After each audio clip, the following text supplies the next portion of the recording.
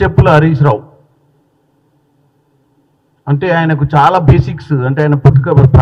చదువుకోవడమే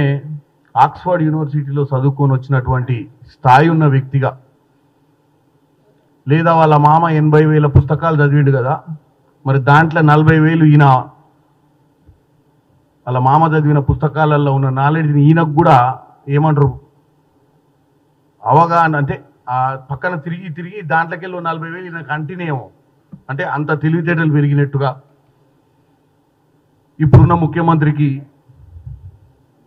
బేసిన్ల మీద బేసిక్స్ లేవని అక్కలు ఉందా లేదా అని ఇకపోతే ఏమేం మాట్లాడి నిన్న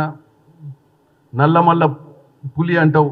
నల్లమల్ల పులి కాదని ఇంకేదో విచిత్రమైన మాటలు చెప్పి ఆయన ప్రెస్ మీట్లా కంటెంట్ కంటే ఎక్కువ ఆవేశము ముఖ్యమంత్రి రేవంత్ రెడ్డి గారిని ఆ కుర్చీలో కూసుంటే చూడలేని ఎందుకంటే వీళ్ళంతా రేవంత్ రెడ్డి గారు ఒక్కసారి కూడా మంత్రి కాలే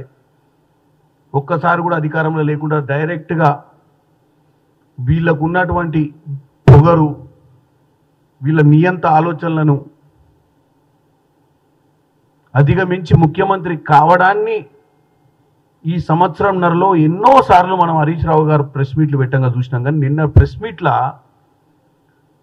టాస్పాం లెక్కలు వేసి గుర్తుండు ఆవేశం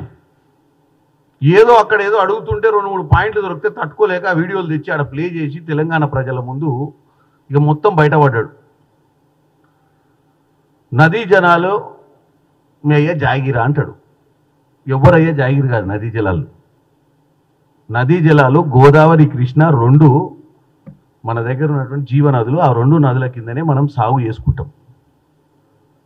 మీరేదో నీళ్లు నిధులు నియామకాల కోసం తెలంగాణ ప్రజల కోసం మేము పోరాడి